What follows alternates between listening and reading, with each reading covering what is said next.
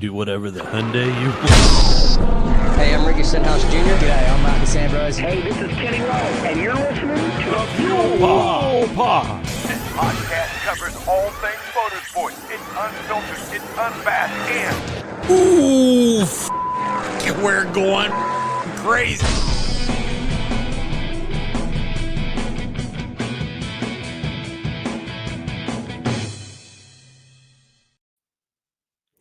What's up, Jay? Not much, man.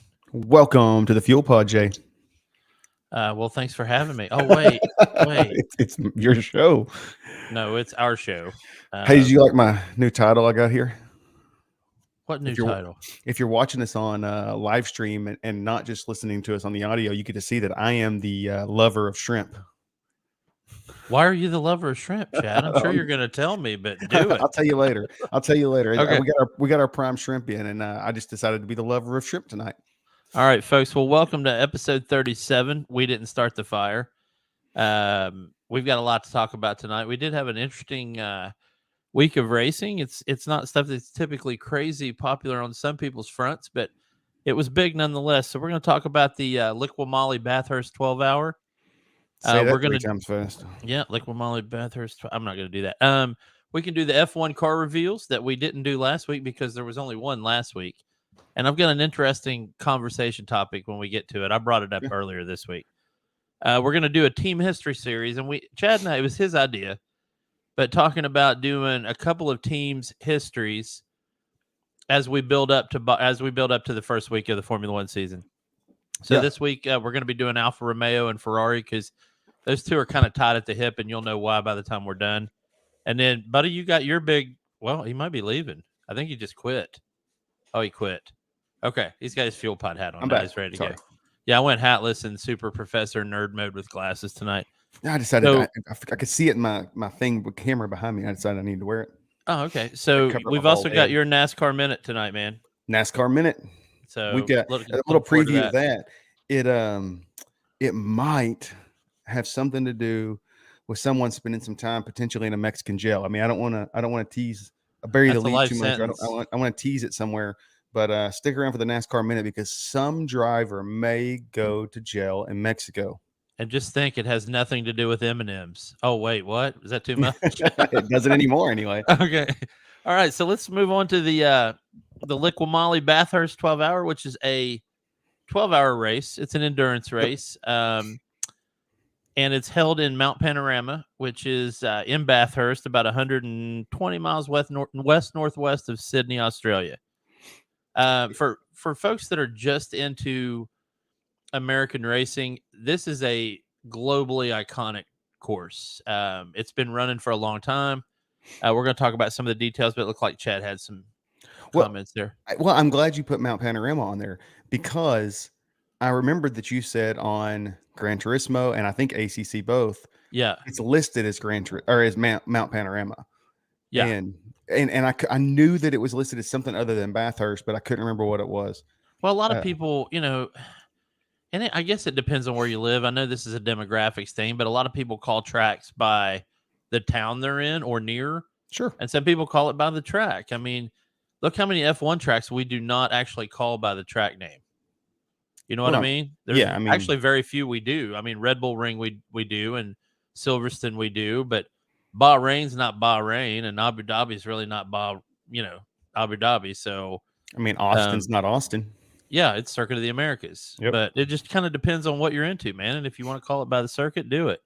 But this one, it's a big race, and it is a rough race. And hopefully, if we get it worked out for subscribers, I did a hot lap on Assetto Corsa. So that if you're not familiar with this track, it's one of those things where you could also find it on my YouTube channel anyway. But it's an interesting course. It's very difficult. It's very demanding on the drivers. Lots of elevation changes. You're basically going first half of the circuit, you're going completely uphill, up a mountain, and then the second half you're coming down the mountain in a lot of switchbacks, and it's very narrow. And you're talking about, somewhere between 20 and 40 cars on the track at the same time, trying to fit on basically a street, a road. It can get rough, especially with those twists and turns. So Yeah, it's a fun track. It I like is. this track. And like you said, you kind of teased it there for a second. Subscriber video, Jay ran some laps there. We're gonna do a little, mostly Jay. I'm gonna do some funny comments. Jay's gonna give you a couple of laps around a Bathurst. So that will be on our subscriber YouTube. So if you want to subscribe, you can go to our anchor page. It's right there somewhere. You get a T-shirt out of the deal, and you'll get some exclusive videos that we'll put up. Track histories. We're gonna preview some tracks. We're gonna go over a couple of races that are different. Maybe do a little bit more virtual racing. Jay is he'll say he's not a professional sim racer, but he's really good, and he can give you a good technical view of the track and how things work. We can talk about. We did on our Twitch a little while ago, and I know I'm getting off the subject, but we started. That's fine. Subscriber. We got time. We did on our Twitch. A lot of people don't know what DRS is in F1. So that's something we can go over on the subscriber page. We'll show you what that is. We'll make some videos of that. So anyway. So just to continue on real quick, this course has been open, since the 50s and 60s, and they ran the Bathurst 500. It wasn't a 12-hour race then, but as we know it today, since 1991, as the Bathurst 12-hour, man, this is a 2,000-kilometer race. So it's very, very long, 12 hours. Another weird feature, most of our big endurance races start in the afternoon and go to, if it's a 24-hour, they go to the afternoon. If it's a 12, they finish up at, really late at night. This one starts in the wee hours of the morning, and it's still dark. But within the first half an hour to 45 minutes, the sun has come up. So it's a unique challenge because you're starting cold in the morning with the lights on, all them cars heading up that mountain. And then within a half an hour, you got the sun in your face. So it's a rough course. Yeah. So anyway, results this past weekend, some of your classic people, Jules Gallen for Bentley won the race. And it was like, it's funny. We talked about last week. What race were we talking about where everybody was so close last week? Daytona Rolex. And we said this will probably never happen again, or it'll be 20 years, right? And it happened again. They're fighting back and forth on the last probably 45 minutes of that, just trading places and some paint. It's a 12-hour race, and they're fighting back and forth at the very end. It's crazy to me. Like, it just shows you how close these cars are, right? How good these engineers and these drivers, and they don't make a mistake. They're both. Every one of these teams is racing every race perfectly, and they're building the cars to the edge of what they can do, and it just shows you how great these guys are. Anyway, the Bentley edged out the McLaren by I think it was 0.91 seconds. You might have to look it up, but either way, it was super close, less than a second. Third place went to Mercedes in the AMG with Gertz. Marcello, who we talk about a lot with GT World Challenge, he came in 6th, and then, my Aston Martin guys came in 14th and 16th, respectively. Ouch. So it was, hey, man, we did better than a lot of teams. Hey, that's good. There was a lot of Porsches in the wall at the Skyline turn. There was some Lamborghini, just crazy chaos there on the top of the mountain by some good chaos. Yeah, nothing like some crazy chaos. But anyway, it was a really, really good race. I think we had 5 or 6 cars that ended up not finishing, being out of it. Well, we watched your again. If you're a subscriber, we have a pre-race show, our pre-show show. And in that show, we watched Jay's hot laps, and you were talking about there was a spot on the track that there was 3 or 4 wrecks, right? Yeah. So it was a pretty crazy race. Yeah, it was the Skyline turn. So you're coming down, you're hanging a left-hander, and there's nothing but sand off on the right. So if you take that turn too hard, you don't lift, or you didn't brake before, or whatever, you're going to go off that curb and hit that deep dirt. So yeah, it was. Those cars aren't made to go off-roading.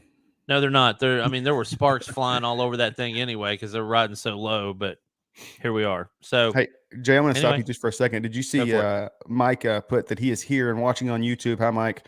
Did you see his graphic here? His whatever that thing's called up in the corner. What's his avatar? His avatar. Did you see his avatar? His avatar? Yeah, he's using Egon. It's Egon. If we don't get him in Ferrari and F1, we always have him here spiritually with Mike's avatar. Good old Mattia Binotto. Yep. Gone too soon. Not really. He didn't die, Jay. Yeah. He's not. That was a gone. little far. I'd like to take this chance to apologize to Mattia Bonotto and We- his family in case we- they didn't know.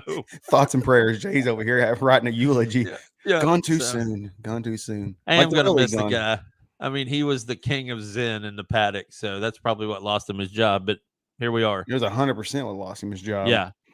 So we got some car reveals, man, to go Oh. through. Let's pop those up here, man. Which one you want to do first? Let's Oh, do first Alfa listen. Romeo because I want to make a reference. This is my funny conversation topic, but I want to make a reference when you throw this one up here. Okay, let me see if I can find that one. And there's the Alfa Romeo car. It is, before you start, I'm surprised you want to start with this one because it is the most beautiful car Well, so I think far they on the had grid. I think they had a beautiful car last year. They did. Which, by But the this way, one's we're better. now driving in our 2-player career. We didn't even announce that, but we Yeah. made the switch to Alfa Romeo. And we both love the car, which is odd because Yeah. typically when we've been on the same team, one of us liked the car and the other one was like, "Eh." And you know, But- to watch us race on Twitch, you can watch us, and no subscription. You get two choices. It's a lot of fun. You can watch Jay, who dominates the race, runs every lap perfectly.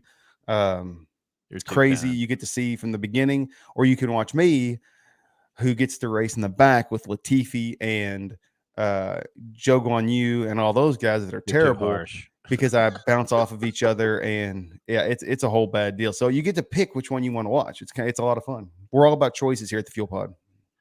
But anyway, I think the most glaring thing about this screenshot, looking at this new car for 2023, is that everywhere it's black was white last year.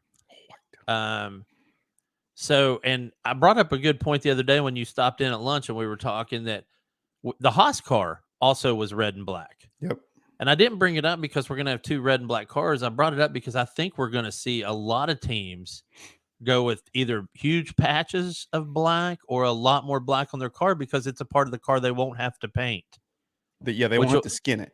Yeah. Right. So that'll lower the weight. And I know people out there, even I think this, but we're talking about maybe fractions of a millisecond, but that can mean all the world in this sport.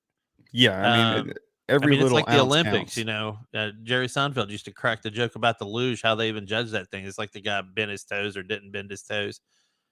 And they come in, split seconds means the difference between gold and going home. So, And just real quickly while we're talking, if you're listening to us on ESPN Paris 105.1 on Saturday morning, or you're listening to the audio only version of this show on your favorite place to listen to podcasts, this is why you need to tune in on Thursday nights at 9:00 because we have pictures of the car up here.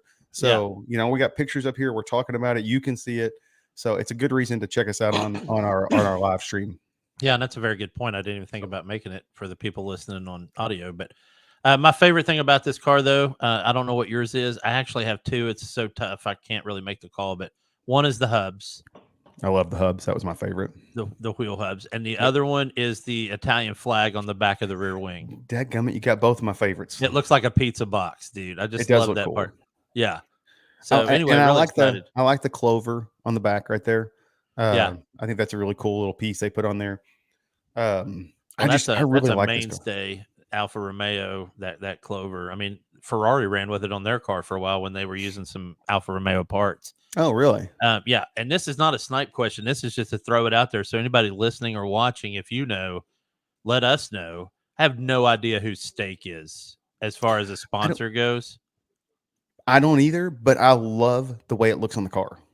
Yeah. I think it looks fantastic. I think their logo really goes well on this car. I think it looks great. Yeah, okay. and that, just like Haas with the MoneyGram, is I was really upset with that choice of sponsor, and because I thought it was going to look terrible on the car, and it turns out it looks pretty good too. Yep. So I think anyway, all the liveries so far, save my favorite team or one of my favorite teams, looks really, really good. okay. Well, we got Williams up next. Okay, we'll share the Williams one real quick. Okay. I haven't seen this one yet. I think it could have looked a lot better. But again, black and blue. A lot of black. A lot of black. Black on the rear wing, black on the side pods, down the front. And this one, they didn't have a whole lot of good pictures for me to choose from online. But the Gulf logo is right between the 2 front wheels. So it's the main logo you see when you're coming down right above the numbers. But it's also basically on the rear wing. Yeah, but the main, I mean, well, yeah, I see on the rear Yeah. wing now. It's right there between those two front wheels. So, but again, There's yeah, you're right. A lot of black, a lot of a lot of nothing else sponsor wise. yeah, and that's I what mean, we talked about this last week. Will they max out their sponsorship dollars with I golf? I doubt it. Well, their big one is right there at the rear of their side pod. That's Doralton Capital. Okay, That's their big three pronged monster that decides who goes and who stays at Williams. So they run the whole thing. I imagine golf probably has more money into it than Doralton, but who knows? yeah. So it's a very plain car, but I mean it never was a crazy car even in Frank Williams' heyday. So I was just really hoping for the livery that I saw that was the golf iconic orange and blue. I was yeah, really hoping that would be the one they bring it. Maybe they'll bring it out for a special race or something. yeah. All right, let's do Red Bull. We'll remove that one for just a second. Haven't seen this one either. Yes, you have. Maybe. I mean, when You you just throw it don't up there, I'll know know. Yeah. because it's virtually the same as last year's. Oh wow. Still black. Um, It looked like they went black instead of the navy blue. it is navy blue. It's not black. Picture just doesn't do very good. That's what Maddie F1 and a bunch of it's not Maddie now, it's Maddie P1 was talking about on Twitter, and a lot of people said on Twitter, you made us sit around and wait for an hour to basically launch the exact same cars last year. Not a whole lot of difference. I was hoping they would have the white car or the what was the one you guys talked about? I can't I'm remember the name sorry, of it man. now. I'm going to change the subject real You're quick. fine. So Yeah. my 13-year-old, I mean, he's not the king of timing. That's not his thing.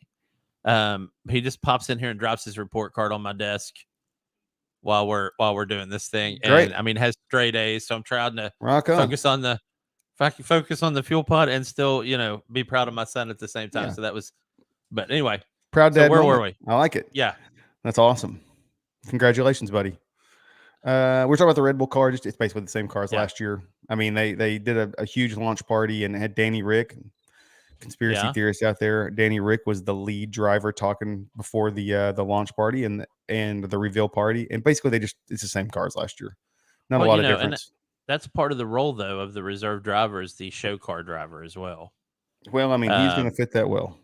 Yeah, he'll be all about that, I think. I mean, looks like most of the same sponsors for them. I don't see Walmart on there. It might be somewhere else, but the other ones look the same. Looks like they still got HP, and looks like they added Rocket. I don't know where that came from, and I thought they used to be at Williams, but anyway, here we are. So yeah. It's the same car, man. Same car. I mean, it's just it's not a whole lot of difference. Which, when you're the two-time champ, you don't have to have a whole lot of difference. I guess. You're right. I don't know. I wish they would have done something a little classier, a little showier, but it is what it is. Yeah, and I don't think Mercedes will change that much either. There's rumored to be some changes with Ferrari, but I mean, it's still going to be a red car with whatever the way they want to put the sponsors on. And we'll have that car next week. They launch on Tuesday, February 14th. So next Thursday, we should have that car up here so we can talk about your favorite car. Well, and I'm looking forward to seeing the Aston Martin car because to me, that's like Alfa Romeo. It's always one of the prettier cars. Yeah. I like that green with the day glow that they had on there last year. I thought that was sweet. And then, of course, the Alfa Romeo was always sweet looking. So anyway. All right, man. Well, that's our fuel or our car reveals right now. Okay. Hopefully we'll have some more next week. I'm pretty excited. Is that everybody except Aston Martin, Ferrari? Aston Martin, Alpine. I haven't seen Alpine yet, but I guarantee AlphaTauri. it's going to be pink and blue. We haven't seen AlphaTauri yet, have we? No, we have not. We had the dates on here at one time. I don't remember what they are right now. Yeah, I think it was somewhere between the 13th and the 16th for the rest. So next week, hopefully we'll have all of them out next week. And, we might even make a slide with all of them on it and vote on our best or something. Well, when they're at Bahrain for winter test or preseason testing, we'll get all those pictures in from the press anyway. So it won't even matter. Good point. But all right, man, let's piggyback the car reveals let's do our first two team histories this week, building up to race one. Cool. And you can't start this series without talking about these two companies. It doesn't matter where they fall in the standings. These are the two companies you start with, Alfa Romeo and Ferrari. So Alfa Romeo joined F1 the first year, 1950, as a constructor, and they won the first two F1 World Championships, 1950 and 1951. They haven't won another one since, but they did. They can always say we won the first 2 F1 World Champions. So it was Giuseppe Farina who won the first one in 50, and yet a lot of people forget that because of the next guy. The guy that won it in 51 is Juan Manuel Fangio, who many consider to be the GOAT. And I know there's an argument to be made over his 5 championships versus, Schumacher's and Hamilton's, 7, 6, and 7 championships. But this guy, and I'm going to get a little bit off on a sidetracked on this with Fangio, but guy wins it in 51 with Alfa Romeo, wins it in 52 with Ferrari. And I'm going to come back, circle around to that later when we're talking about Ferrari. 53 is at Maserati. 54, he's at Mercedes.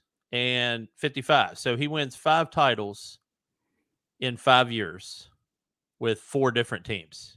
That's impressive, man. And no one has done that. So that'll probably never happen again. Yeah. And you and I were talking about the other day, all the rest of the ones that have won more than one, it's always been with this. All their championships are with the same team. Which makes sense. I mean, to do it the way he did is crazy. You ask a guy like Lewis Hamilton who the GOAT, he's going to tell you it's Fangio. I mean, a lot of people look up to this guy. There's a really good documentary right now, by the way, on Fangio. It's on Amazon Prime Video if you want to watch it. But you really, if you're an F1 fan, if you're a racing fan at all, you should watch it. It really, these guys, man, in Fangio's day, they're in this open top car, obviously no halo. It's barely a car. It looks like a soapbox in, a polo and khakis and a leather hat with goggles. And that's it. Yeah, this is before the day of fire suits and safety. Yeah. And we're talking about the years when 12 or 13 drivers died per season. It's crazy. So man. People getting thrown out of cars and rolled in cars and whatever. Well, maybe Cars it was a little easier up. to win a championship next lap the years back then. All you had to do is stay alive. Yeah, true. Anyway, circling back to actually Alfa Romeo while Fangio was there, they obviously won it in 50 and 51. They were, I don't know what term you want to use, but they were off and on from 50 to 87, and they weren't always a constructor. They were also a power unit supplier. Even back then, we were doing power units. And so they weren't always a constructor. And then in 2015, they signed with Sauber, and Sauber has been the mainstay on the car, but that relationship ends this year. Has there been any rumblings about what they're going to do next? Have you heard anything? Well, the funny so some of the F1 press, the funny thing was, it's like, well, they'll either be with somebody new or they will be out. And I'm like, well, yeah, any 4th grader could have came up with that answer, man. Seriously. So I don't want to see them go. If this is their swan song season, I think they picked their best season to do it, because this leads to the next heading under that history, which you brought in here, which is the predicted finish for this season. And I want to say 5th, but I'm going to go with 6th because I think they got a good car. I think Fred Vassar left them a really good car before he left to go to Ferrari. I think they're going to be competitive. And, I think Zhou Guanyu really came into his own this year. I think he learned a lot. So I look forward to seeing him on the track. And I know we got Valtteri, but it goes without saying his skill level. Yeah. So anyway, I'm predicting 6, but other notable drivers besides Fangio are Kimi Räikkönen and obviously Valtteri Bottas. So.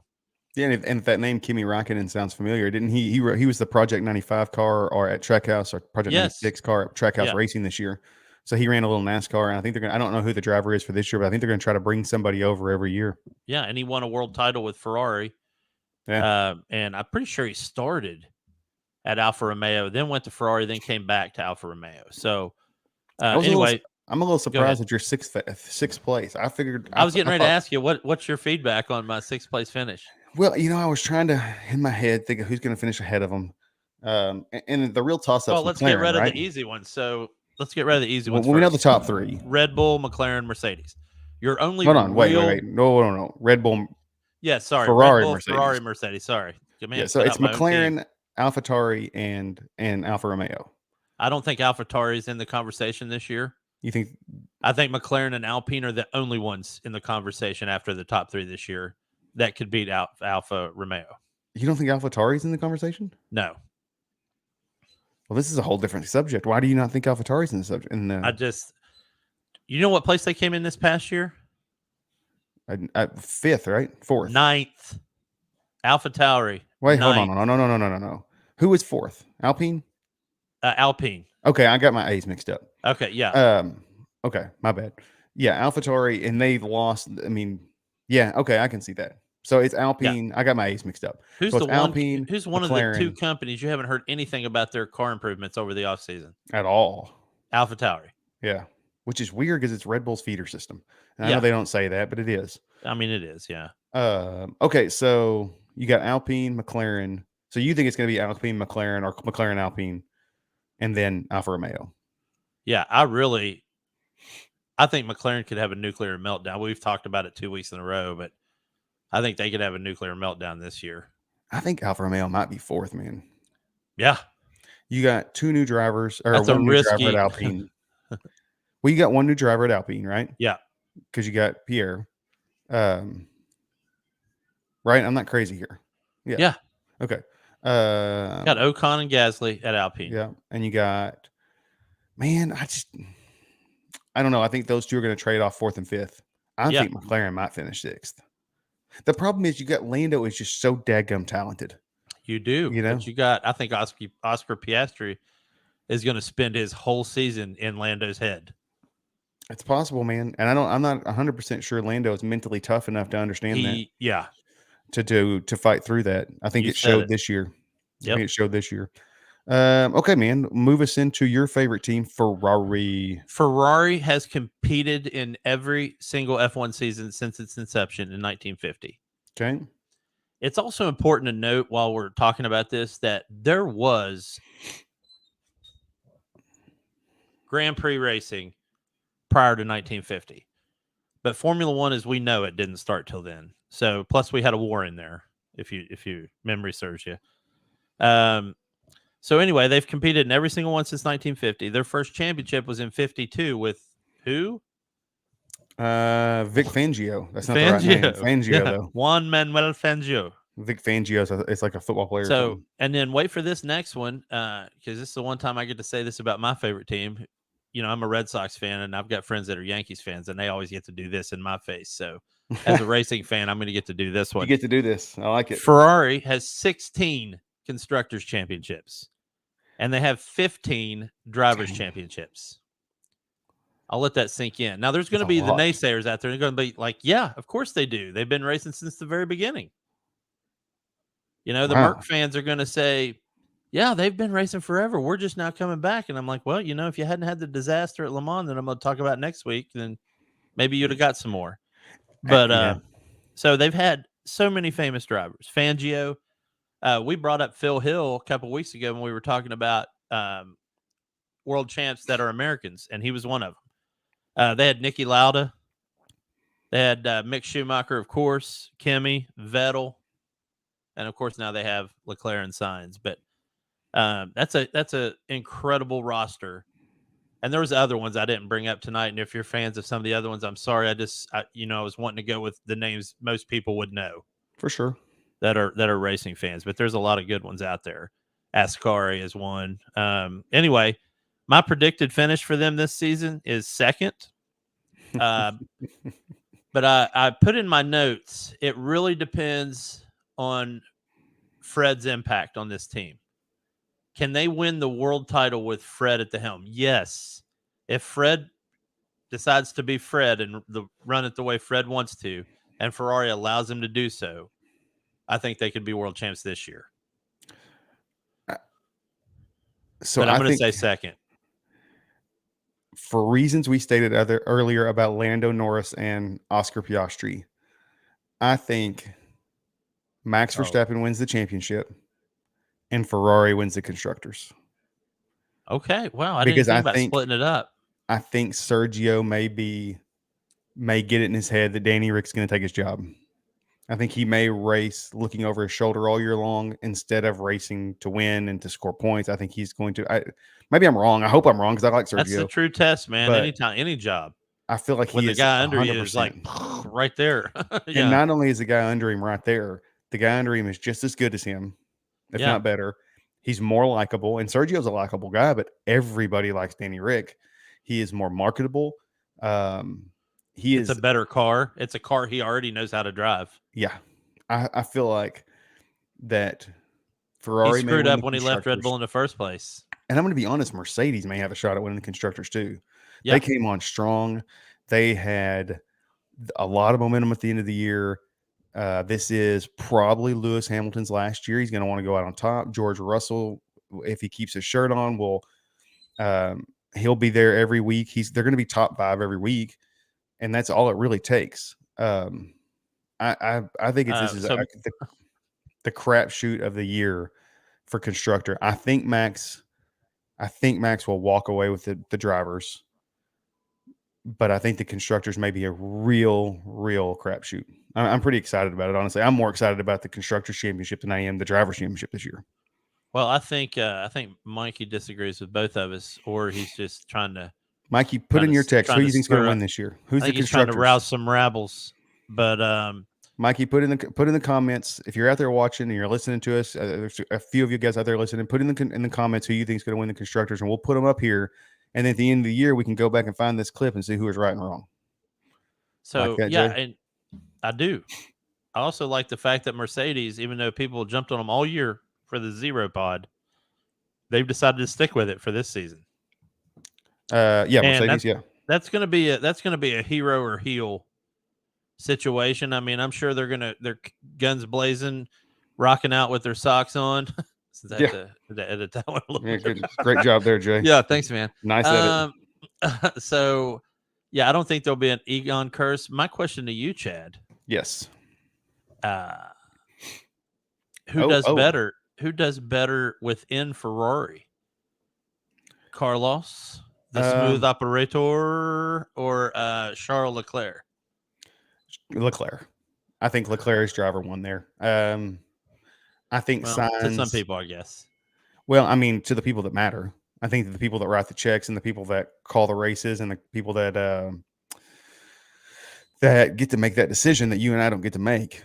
I think that Leclerc is driver 1. So I think that he's going to finish ahead. I think Sainz, if he was on a good team, that he got to have his shot at being the man. I think he's pretty legit. I think he has a chance at it. Yeah. I think Sainz can be too conservative. This is what's weird about Ferrari when the car is on. Let's say it's not a strategy issue, a pit crew issue, or a team principal issue, and the car is working the way it's supposed to work. The issue you have with the drivers is Charles has a tendency to be too aggressive, and Sainz has the opposite issue. Yeah, he can has be a tendency way to too be passive. Yes, way too conservative going around the bend. So drives me nuts. Diddy, I got to tell you, buddy, Red Bull, Mercedes, Ferrari, that's not a bad beat. That's not a bad, bet for the gamble for the season. It's going to be those 3. I'll be shocked if we're sitting here a year from now and it's not those 3. Well, what if it wasn't? What if only one of those 3 was in it? What if something happens and McLaren takes some huge step forward and we're just completely wrong? Well, that's there'll be no middle ground, Chad. It'll either be that they're hitting on all cylinders, pardon the pun, or it'll be a complete meltdown. I don't think we're going to see a middle ground with McLaren. That's crazy. Yeah. Crazy. Anyway, if you're just tuning in, or you've just now got the F1 bug, or you just finished, 2 episodes of Drive to Survive because you've got friends at work begging you to watch it before the new season comes out on the 24th. McLaren's in a weird spot. So, Zach Brown, American from Indianapolis, runs their team. He brought in Lando Norris in 2019, 2020? 2020. Yeah. So brings in this, young kid, 18, 19 years old. Picks up Danny Ricciardo. Of course, we all know the Danny Ricciardo debacle, but Lando he's really high strung, man. At least it seems from what we get to see. Would you disagree? Or he just doesn't seem like he can relax. Yeah. So, they've got a great car for him. They've always had a good car for him. So I want to see, we haven't heard anything about Piastri doing laps in this thing yet. So it's hard to tell what we're looking at here when it happens. So anyway, sorry, I had to cough real quick. That's fine. Yeah, I'm ready for the season to start. I can tell you that. Yeah. Jay, before we move into, I don't want to cut you off. Before we move Oh, into it's fine. World Rally, are we moving into World Rally now? Yeah, we In are. Sweden. I want to talk about something we have going on here on the Fuel Pod. Okay. If you're listening right now, either live on our live streams on Facebook, YouTube, Twitch, if you're listening to us on ESPN Paris 105.1 or on anywhere you listen to podcasts, we are going to do a text to win promo because there's 2 races coming up at Texas Motor Speedway. And we have some tickets to give away to some loyal Fuel Pod listeners. We So, do? we do. Wow. We do. That's The races are exciting, coming. man. We got the NASCAR Craftsman Truck Series coming up and Yeah. the IndyCar race here in just a couple of weeks at Texas Motor Speedway. We'll be down there. We're looking to hopefully live broadcast the show down there. We're still working with media credentials to make sure we can make that happen. So anyway, text the word fuel, FUEL, to 800-786-5489. You'll be entered in for a chance to win a couple of tickets to either the Craftsman Truck Series or the IndyCar race. Again, that's fuel to 800-786-5489. Thank you, Payne Radio Group, for those tickets. Can you banner that? We're excited to give those things away. I think it's going to be fun. It's going to be a great race. Again, we'll be down there so we can hang out. Hopefully we can get in and do a live show from down there. We'll be, again, hopefully on pit road. Woo-hoo. And we can get you guys some video of pit stops and things going on in the back in the garage. Me getting thrown out of the garage for trying to get in their business. So it should be, I'm going to make that a ticker. We'll show that. Yep, there we go. 876-5489, code word fuel, giving away a couple of tickets. And I'm hoping we're going to have tickets like this throughout the year for the NASCAR race, for whatever's going on at Texas Motor Speedway. Hopefully we'll have some tickets for that. But for right now, Craftsman Truck Series and IndyCar race here in a couple of weeks. We're giving away tickets right there at the info on the screen, 800-786-5489, code word fuel. Yep. All right, we can move into... Man, that is I know we talk about really wanting to grow the show and really blowing out the Fuel Pod Nation and getting it going. But man, those are exciting things. Getting the sponsor and being able to give away tickets to races, which I'm sure you'll hit on the sponsor later. But those are cool things, man. It makes me smile. We're getting there. We're getting there. Yeah, we got some support out there. Mikey's subscribing to the show now, so he's getting some behind the scenes access with. I know we say behind the scenes here with us, but we do a pre-race show. He's going to get a T-shirt that's made just for subscribers. He's going to get all kinds of videos and audio and all kinds of stuff. So if you're interested in that, subscribe. If not, no big deal. Come in here and watch us and listen to us on ESPN Paris 105.1 or wherever you're listening to podcasts. But just know that you can support us in a different way if you want some more content. All right. Well, and we should have decent weather down there at Texas Motor Speedway. It should be, turning windy. The bend on winter. But you know where they don't have good weather right now? Where do they not have good weather? Sweden. In Sweden, where the World Rally Championship is holding their purpose for wrecking car weekend in Umeå, Sweden. It's the only pure winter rally on the entire schedule. And you'd think there would be 3 or 4 snow rallies, but there's not. There's only one pure one, and it's Sweden, where it's all snow all the time. Jay, I'm going to ask this question, and we ask it in our rundown review. What's the weather forecast like this weekend? Snow with a 100% chance of snow, followed by some fluffy powder, also referred to as snow. When I asked that question in our review, Jay looked at me and said, "It's Sweden. It's gonna be snowing." Yeah, it's always snowing. It's feeding in February, so yeah. Anyway, it's gonna snow. Cars do not have to worry about choosing between soft gravel and hard gravel and soft wet and hard wet tires. They'll all be running what are called studded tires. Have you ever seen those tires, Chad? I have not. So you can actually, if you're playing WRC Generations and you do Sweden, they do a close up of the tires and you can see them, but they literally have these metal studs in the rubber. Okay. So anyway, metal. Hold on. So the tires have metal. So are they screwed through it? I guess. Yeah. I mean, I don't know exactly the science behind it, but they're studded tires. That's crazy. And it's one of the season's fastest rounds, mainly because the car's not making contact with any kind of road service. So it's riding up on top, huh? Yeah, it's called float driving. Every driver will tell you that all you do is float around Sweden. As F1 Farmer coined last year, which this term was incredibly good because it's proper, vectored thrust. So once you press the throttle pedal and you're heading forward, it's just a matter of trying to steer the car the best you can. So it's also minus 25 degrees Celsius, to go back to your weather question. Yeah. Which adds another layer to the mix, because you can't take off your gloves when it's minus 25 degrees Celsius outside, or you will get frostbite. So you have upended your car, you've wrecked it, you've blown a tire off, and now you've got to get out in winter gloves and do mechanic work. Cannot be fun. So, yeah, that's cold. Yeah, and makes me wonder, do these guys, I mean, I'm sure they do, but, do they train for this? Like back in back at their headquarters, they spend a day in the garage with winter gloves on trying to change out brakes or I'm sure the tire part's probably the easiest part, putting on a new tire, replacing the rear wing or putting filler material in there to cover big holes and whatnot in the car. It just makes you wonder. So, I mean, anyway, that's like negative 18 degrees ish Fahrenheit. Right in there. I was doing that thing just to see, how cold is that? Like, really, how cold is that? It's pretty stinking cold. It's cold. Yeah, and there's wind, so it's going to be colder. And you got snow coming down, so it's going to be even colder. Snow. Yeah, it's going to snow. Lots of snow. So all the snows. As anyone, and I always use the term of a fourth grader, but as any fourth grader could also tell you, this race is dominated by drivers from that area. Shocker. So Nordic drivers. There's only been a few outsiders that have won this thing. Both of the Sebs have won it, Loeb and Ogier. Terry Neuville and Oyt Tanik have both won it. There's no Sebs in this race. There's only 9 WRC1 entrants in this race.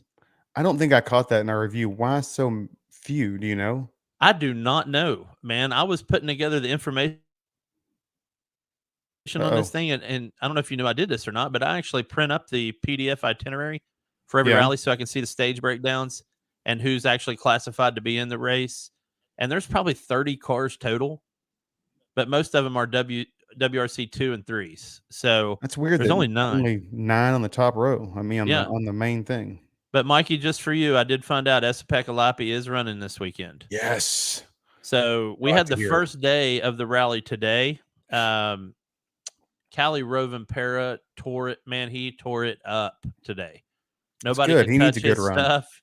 He was Ricky Bobby out there today. So, and in case you wanted to know, Stig Blomqvist holds the record for 7 wins at Rally Sweden. So, wow, that's a lot. Seems like a lot. Anyway, looking forward to catching the rest of the weekend's stages. They did one today that was, for us, it was this morning, but it was at night. It looked like a sprint race or a sprint little run. The special power stages where you're like, yeah. It's like a purpose-built course instead of being out on country roads. So they were running that tonight. Looked really good. Looked fun. I don't know if I'd want to have been standing out there in the cold, but no, I don't know if I want to be out there in the cold. One more time before I take that away. One last time before I take that off there. That's your way to win tickets. 800-786-5489. Code word fuel. Text that in, and you'll be entered to win. Sorry, Jay. I didn't mean to interrupt you. I just was going to switch the banner out. We're moving on anyway. So this is your segment, buddy. It is. I'm going to play Chad, and you can play me. So it's the NASCAR Minute.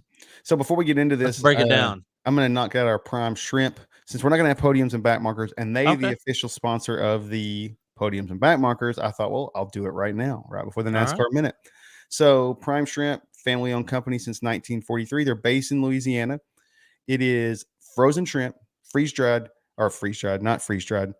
Put in, what's that ice called? Come on, help me out here. Dry ice. They put it in dry ice, ship it straight to you. All you have to do, boil some water, throw the shrimp in. It's ready in 10 minutes, and they have 6 legit flavors. French Quarter Alfredo, garlic herb and butter, lemon and cracked pepper. I'm really excited about the lemon and cracked pepper. I'm really excited about the garlic herb and butter. The And Louisiana, the Louisiana boil. yeah, boil, The burl. Cajun boil. Get that burl going, boy. Get that New shrimp Orleans turning style orange. barbecue and their signature Cajun. If you order now, if you're a first time order of prime shrimp like we are, use the code FuelPod. You get 25% discount on your first order. That's primeshrimp.com. Use the code FuelPod for 25% off. We're really excited about this. Now, in all honesty, we got our order in, or we were getting our order in, and it got held up by all the crazy weather. So ours is supposed to be here. I was really hoping to eat it on the Super Bowl. It's supposed to be here Monday. Yeah. So it's going to be our post Super Bowl feast. Jay and I are going to break down all the flavors. If you're a subscriber, maybe, I don't know if anybody wants that really. You may get a complete breakdown of everything we eat and try. I don't know why anybody would care what we eat and try, but Yeah. I'm really excited about it. I'm pretty jazzed up to try it out and be able to talk about each flavor and what we liked and didn't like. But we're really excited to have the Prime Shrimp on, primeshrimp.com on, and we really appreciate them supporting the show. So, NASCAR Minute. NASCAR. We need a little tick, tick, tick, tick like the 60 minutes thing. So, just real quickly, the Busch Clash was last weekend at the Coliseum in LA. Martin Truex Jr. wins the Clash. He went winless in 2022, so it's kind of cool for him to get the first race of the year, even though it's not a points race. It's an exhibition race or whatever. Still Right. cool for him to get that. It doesn't really count for anything. It's nothing but just a TV show, and it's just all for exhibition and fun. The top three, Truex Jr., Austin Dillon, and Kyle Busch comes back from a wreck earlier in the race to finish third. So he made bail. He made I'm going to nail you on this every I put on here Tuesday. rivalries reignited. But Busch and Logano clashed on 86 Clash, no pun intended. At the Clash? At the Clash. Those two Okay. have a history of getting into each other. And they were on the pre-race show together right before the race, talking very nicely. And Kyle even said this Logano is the most two-faced person on the grid. And Logano said, he's right. I am. Outside, I'm a friend. I'm not a jerk all the time, but once I'm here to win. And I don't care who's in front of me. So Logano wrecks Busch. Busch ends up coming back to finish third. Cool day for him. And then one of the most famous, I guess famous is a word. It is already. From last year was Denny Hamlin and Ross Chastain. Yes. Those two, and honestly, it's 99% Chastain. I think Hamlin might have got onto him a couple of times, but not a whole lot. And it happened again. Chastain gets into Denny Hamlin, spins him around on lap 74. And it's funny how that 99.7% of the time I would be against any of that. But like, I'm pleasantly okay with Chastain getting into Hamilton. Or Hamlin rather. Sorry. Oh, wait. What happened? Did I just lose my, I just lost my teammate. I don't know what he did. Anyway, as we were talking about it, he obviously Hamlin and Chastain back in it again at lap 74. So, and I don't know how people feel about this, but, like Logano, Chastain's in it to win it. I think sometimes he gets a little bit overboard. I got my teammate back. He was in the wall at turn 4. And I had to carry the teams. We had team orders where we swapped cars. I reached up and hit the power button on my computer. Yeah, sorry on the segment that you prepped. The one segment I get to do, I got nervous and I turned off the computer so nobody messed with me. So anyway, if you're just joining us, Chad, we're at the Harvick segment. So go ahead, man. So anyway, I'm sorry. Those two just seem to get into all the time. They're about two magnets on a car. Anyway, thank you very much. I'll be here all week. Harvick, I didn't hear anything. I guess maybe that's what you said.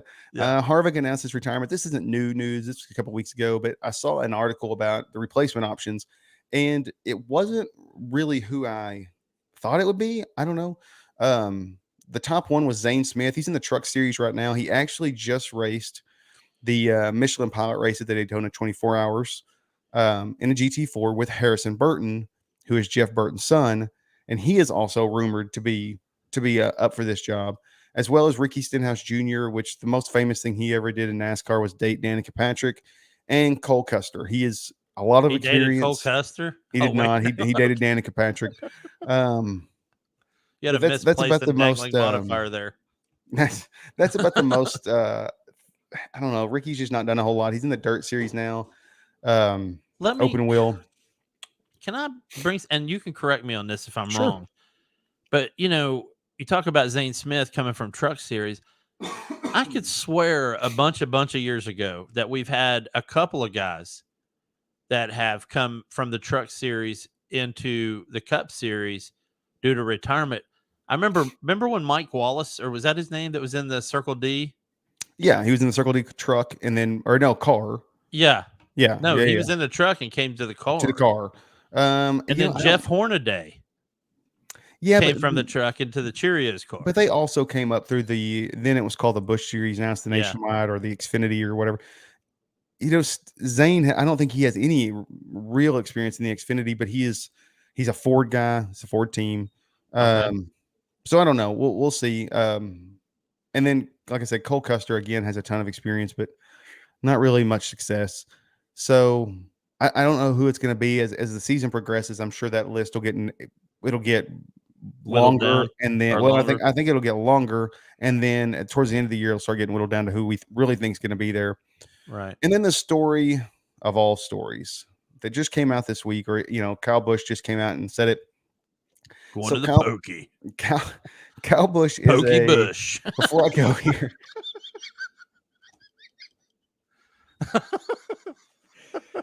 Before I get here, I want to responsibly say this. He is a licensed handgun. He has a handgun license, concealed license. He's not doing anything. He wasn't doing anything illegal in the United States. He was traveling to Mexico and left the gun in his handbag, which is illegal in Mexico. He's back in the United States. So he got a conditional release. I mean, basically, they sent him right back. He got caught. He got arrested. He got sent back.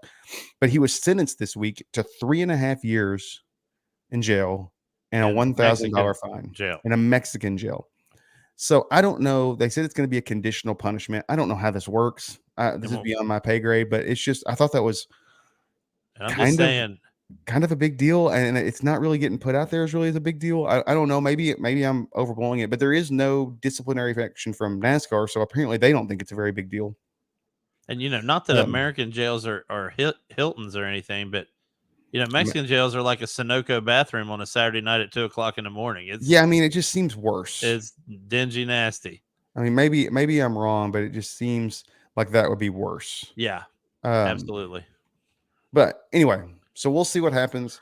We'll see what I think it's just something to monitor throughout the year. What they do, how that works. But anyway. And so again, man, 5 minutes. All jokes aside, though, I don't wish that on anybody. So no, hopefully, that small oversight won't cost him too much, man. And I'm not talking about money. I'm talking about just frame of mind and peace and family stuff. So nobody wants to see that. And here's the thing: the sport needs Kyle Busch. Absolutely, he's the heel. Yeah, you got to have the hero. You got to have the heel to have the hero. So, anyway. So hopefully, like I said, it's just going to be something to monitor. Yeah. Other motorsports news, wow, Diddy, that's sorry, I got choked up there talking about Kyle Busch. Well, at least you didn't get disconnected this time, though. Yeah, right. Other motorsports news, moving on, we haven't really brought them up a lot this year since 2023 started because not a lot's been going on with them. But, GT World Challenge right around the corner with getting their seasons going. So, Europe and the GT4 series are going to be winter testing on March 7th and 8th with their season starting at Monza on the 22nd and 23rd of April. So not too far away, a little bit over month away. So, and GT World Challenge America and their GT4 series, they're starting preseason testing in February 22nd and 23rd, and their first race is at Sonoma. So another track what most Americans are familiar with. So yeah, March 30th through April 2nd, they're running theirs. And then of course we have IndyCar coming up March 5th at St. Pete. So it's in Florida, right? Yeah, not Russia. This is the Florida one. Okay, I didn't know if they were racing around the Kremlin or what. Yeah, no kidding. Cool. Anyway, that's where we are with all the other series that we typically cover. What do we have coming up? I mean, so we'll have some next week on the Fuel Pod. We'll have some Sweden. Mhm. We'll have, yeah, quite a bit. We'll have some, hopefully getting closer to winter testing. We'll have some more car reveals. Might have some Kyle Busch prison news. I know we'll Um, have a bunch. We'll probably have a bunch of F1 regulation stuff as we get closer to winter testing. So Yep. it's going to be, Because we're it getting is what it close. is. I mean, the countdown's on now, man. Yeah. The countdown is on. We are getting really, really close to the season. We're like 3 weeks away, somewhere in that area, 3.5 weeks away. Yeah. We're going to need to set up a fuel pod sim night, maybe on a Wednesday night, and get anybody that wants to join us on F122 and get in and do, if we could get 18 other people, that would be great. Get in Jay, and run actually, Bahrain. you were talking about this, your idea here. So you want to lead up with your Grand Prix night on Wednesdays? Yeah. Just as a way for, all of us race fans to get together, especially people that are listening and watching the fuel pod. Wednesday nights at 9:30, possibly doing with some of the games that are available to sim race on, and throw people in there and do some of the bigger races of the year, the Daytona 500 and Monaco and the Indianapolis 500. And what I'd like to do is just tweet it out maybe the week before, and then first come first serve on who gets a spot on it, and we'll send them the invites and set it up and run it. And then whoever's on the podium at the end of the race, we'll bring it up and put your names out there in lights on the fuel pod on the following episode. Be pretty cool. So if you're listening on something I'm ESPN working Paris, if you're listening on audio or ESPN Paris, and hit up the Discord, man, that's the best way to do it. It's just Fuel Pod on Discord. Get in there and chat with us, and we'll get everybody lined out and figure out what game and everything we're going to play. Jay, I'm going to let you handle the social stuff because my throat is killing me. I feel like I got a cough right here the entire time. Well, and it's weird because I did want to ask you about your little fuel or your podcast, F1 podcast crossover, because you said you were listening to another one. I wouldn't mind referencing them because it sounded like it was pretty interesting. What was I listening to? It was the F1 out of New York City. I haven't listened to it yet. Okay. I want to have a crossover, and I messaged them. I haven't heard anything back yet. They are an all-female F1 talking more about the business side of F1, not just about the racing, but more about the business, the fashion, the style, stuff that we watched, when they were talking about in Miami. That'd be a cool take that we're not covering, man. That we're not doing. And I thought, maybe our listeners might like to hear that. And so hopefully we'll get something back from them. We've got some feelers out to Matty Gallagher. He said he may be able to come on later in the year. And that's a huge, huge interview if you can get that. So anyway, we got a lot of exciting things coming up on Fuel Pod this year. Yeah, make sure you include them on the tweet tags when we do that, so that they at least maybe listen to this episode. Yeah. So that's really all I've got, man. So as far as socials go, you've been seeing we still got the Etsy store open for Fuel Pod, and still got a lot of great gear on there. Make sure you get on there and order some. But hit us up on Twitter. I'm JNeil729, and Chad is ChadH610 on Twitch. He's also ChadH610. He's ChadH610 everywhere. On Twitch, I'm GMJ729. But yeah, Twitter is the best place to hit us up. And he already mentioned the Discord, which is just Fuel Pod. Jay, are we in a race tonight? Possibly. So if you're watching this on the live stream, find our Twitch. We just told you what it is. We may be racing. Where are we? Spain. And we're actually racing Spain, I think. Yeah, we are. We've already practiced and qualified. So tonight will be a complete S show. Because we've had no practice, it'll just be straight into a race. It'll be a good time. Yeah. All right. Sorry. No, that's all I had, man. So we're really at the end of the episode. Man. We're at the end of the show, man. Which is shocking. It felt like it went so fast tonight. It did. What's our time sitting at? I mean, we're there. Right at an hour. Yeah. Right at an hour. So if you're listening on ESPN Paris 105.1, thank you so much for tuning in and listening. Remember what I said last week. Text into that number I said earlier. Let me find that real quick. Text into that number. Okay. 800-786-5089. The good news is 800-786-5489. First off, text the word fuel so you'll be entered in to win some tickets. Second, I want you to just text in and tell everybody how much you love the Fuel Pod, because Will gets these. He sees every one of them. Yeah. We want him to know how much you guys enjoy listening to us every Saturday morning. If you're listening on Apple Podcast or Google or Chrome or whatever you listen to it on, Anchor, Spotify, make sure you like us. A review helps us a lot. It's the algorithm thing that bumps us up so people can find us. So leave us a 5-star review and just some kind words would be awesome. Yeah. Also, don't forget to go to primeshrimp.com. And when you're in the checkout, use the code FuelPod for 25% off your purchase. 25% off. That's a big deal. Yeah, it is a huge deal. Cool. Well, Jay, thanks for another episode, man. This is fun. Hey, you too, buddy. As and always. we will see you next Thursday, 9 p.m. on the live stream, and next Saturday at 9 a.m. on ESPN Paris 1051. Dun-dun-dun, dun-dun-dun. We don't have the tones. I had to just do it myself.